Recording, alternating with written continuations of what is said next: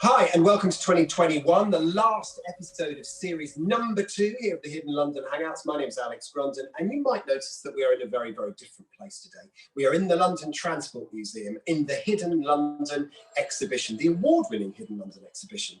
I don't do these Hangouts alone. We've got loads to come today.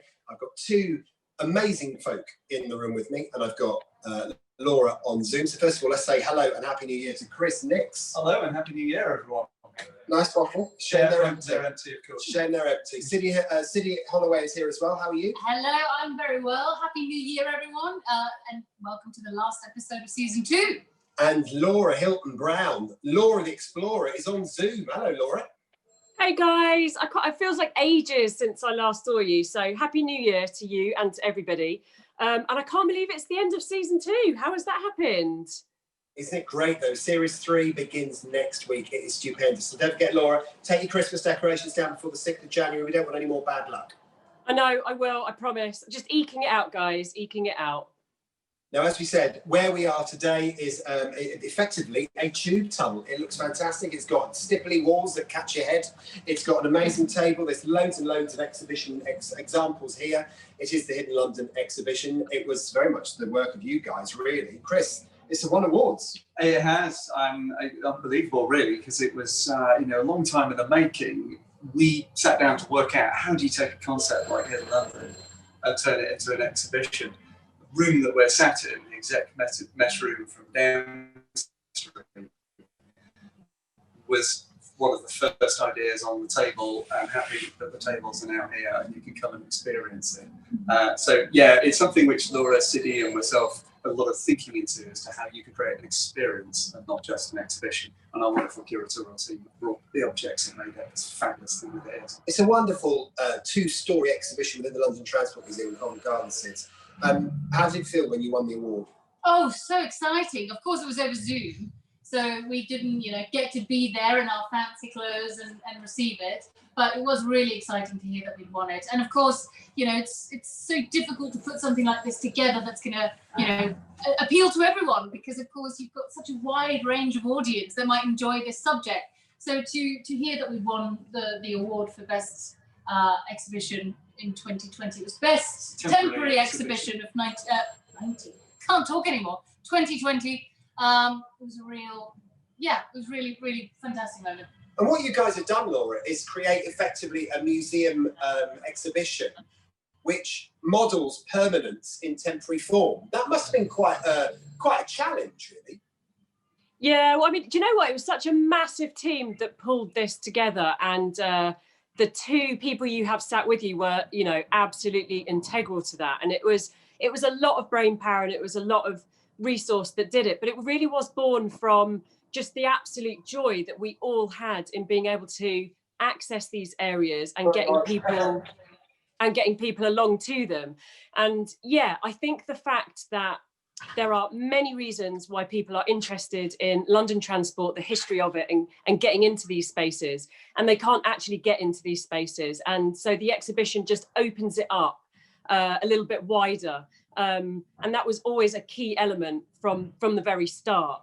And so, yeah, these guys should be super proud of winning that award. They thoroughly deserved it. And I think you all are. I mean, you certainly seem very happy with it. And what we thought we'd do today, because COVID and everything else, you can't get to museums. So we're here on your behalf to let you have a sneaky peek. And what we've done, each one of us has picked a bit of this exhibition, which is our favourite bit. And there are some really lovely examples. Since we'll go first with you, because yours is, you've done every job in the world anyway.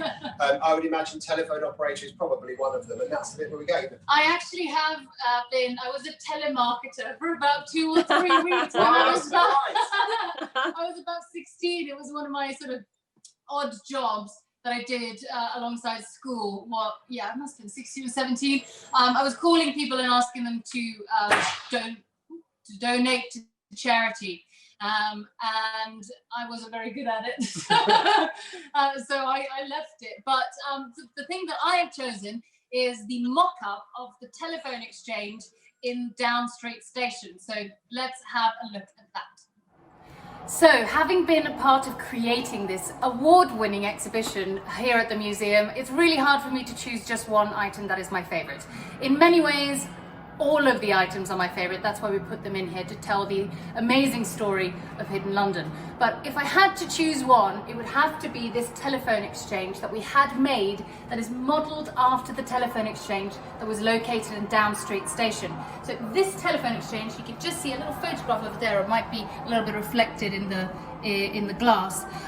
This telephone exchange would have coordinated Britain's railways during wartime and would have connected Down Street with the entire country and the most important headquarters in London.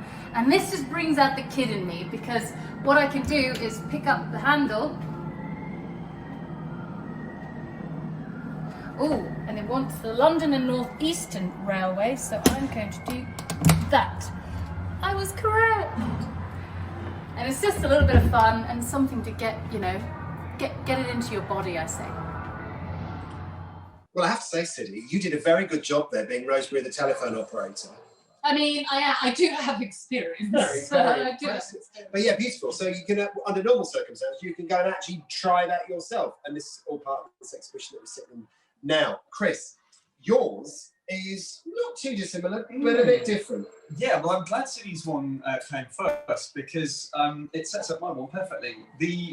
My favourite thing was the diagram which sits above the telephone exchange, because, well, it was something I found in our collection, in part of our own catalogue collection, and it has one particular bit to it which was a really new discovery. So let's have a look at that.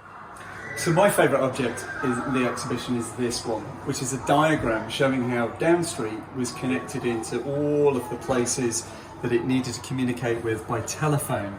And you can see Down Street at the centre, and places like other mainline railways, all of London Transport's main headquarters, Scotland Yard, and Euston, very important for the London Midland Scottish Railway. And down here, War Office, Admiralty, Emergency War Office. Now, I found this in our poster store, in our drawing store in the Uncatalogued collection after a lot of searching. I was delighted to find this because it was unknown, and all the way out here we find that it's got this place called Coleshill RCH, which was the sabotage division of the Dad's army. So in the last resort, Down Street could communicate with them to destroy the railways if the enemy had overrun in the war. You see, with Chris, it's all about the detail. It wasn't about the pluggy things, it was about the diagram. So typically you, so typically you. Laura, I love every choice you make on everything, whether it's tiles, jumpers, whatever. What did you choose? Oh, you're too kind, Alex. But I do make good choices, I agree. So I went with a very kind of atmospheric, how it makes you feel.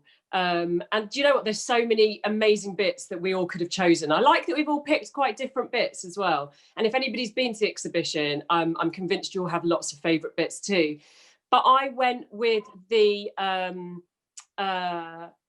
vent shaft, where you look over and you can watch the train kind of swoop underneath you. And what the exhibition did was really cleverly recreate. It's about senses. So it kind of, how it makes you feel, what you can see. There's some audio, there's some visual. And it's a moment, because when we did Aldwych, it's the only station I'd really been to. So I knew how that made me feel, and I knew how it looked. And then Charing Cross was the second station that I went to, and I didn't know what to expect. And a real wow moment for me, that goosebump moment, was when we went into the vent shaft, the ventilation shaft, and we could watch the trains coming in underneath, and you can hear them, you can feel that breeze. And it's like a bit of an overload of your senses. And so I chose that moment in the exhibition because it really took me back to that moment at Charing Cross. And I really hope that it takes the visitors to a place, maybe if they haven't been able to get on the actual tours, how incredible it is at some of these spaces that we are allowed access into. So that was my moment.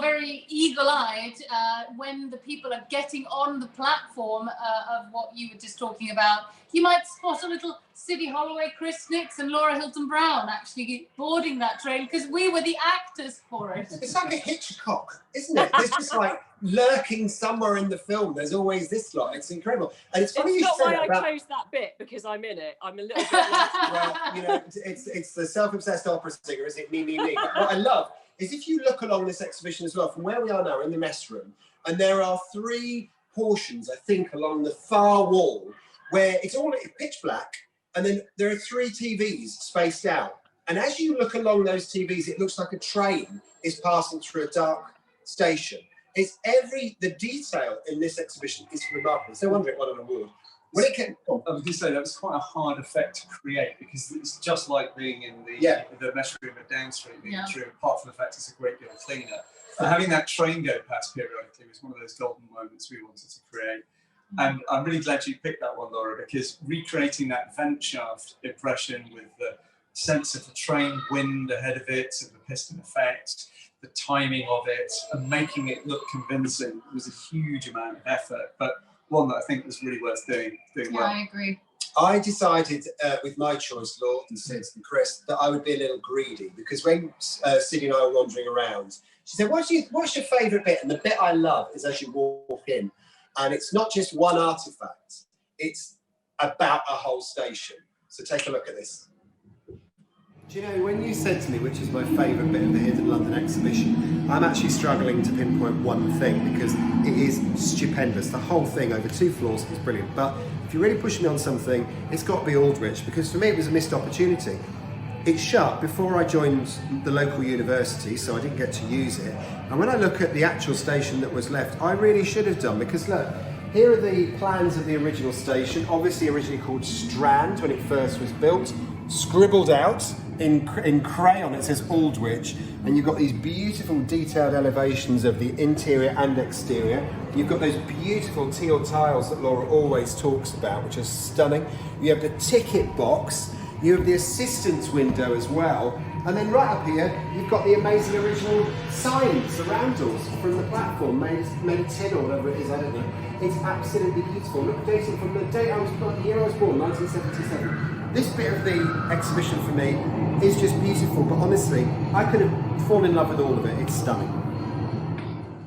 I don't know, you told me off for choosing 4 posters instead of what you do an entire section, but it was a good one. It was one room in the exhibition, one room, one station, Aldwych, you know, which was Strand. It was beautiful. Obviously, and it had the tiles. It has your tiles that you love, Law.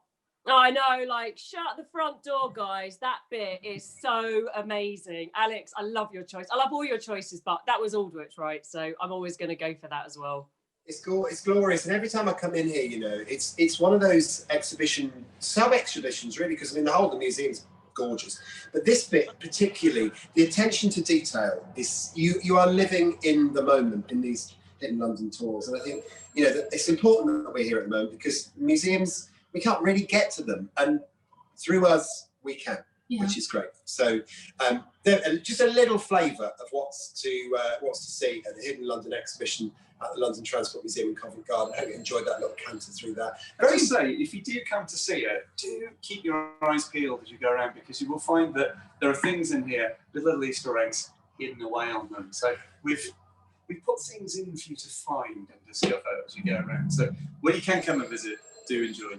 Can I show you this as well? This is very, very funny. Okay, so this is one of the props.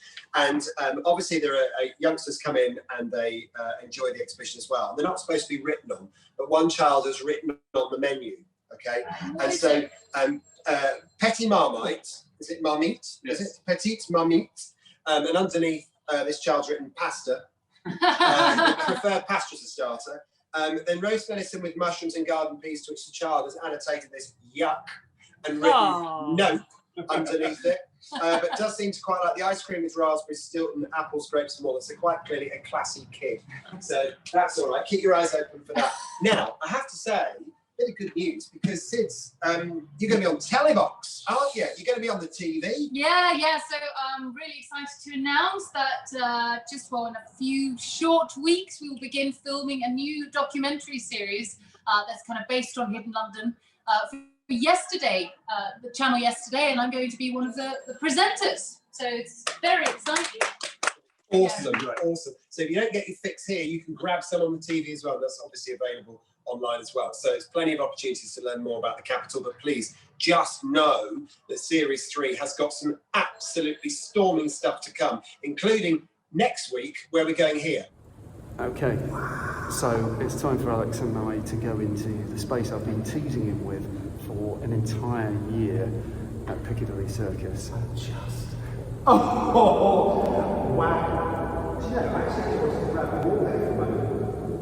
So if that doesn't wet your whistle, nothing will. It is an amazing location. First of all, Chris, Happy New Year and thank you. To you. Siddy, Happy New Year and thank you to Happy you. New Year. Laura, Happy New Year. Get those decorations down. Happy New Year to you. And do you know what, guys? I've got eyes on that bottle on your table. I know what you're up to. They were empty when we came in. Can I just say, if you can get any wine out of that, you'll be lucky. There's only a little And you drip know hole the in the props. top of it. I'm only messing. Not my kind of night out, I can promise you. Don't forget, find us on Instagram. You've got Alex Brunton, you've got Siddy Holloway, you've got Chris Nix, and you've got Laura Hilton Brown, or Hidden London Law, and at LT Museum. Find us also on YouTube. You've already done that. Click below, subscribe, like, and comment. And every Saturday at 6 o'clock, join us for the chat. And in the meantime, have yourself a great day and stay safe. Happy New Year. Happy New Year. Happy New Year, guys.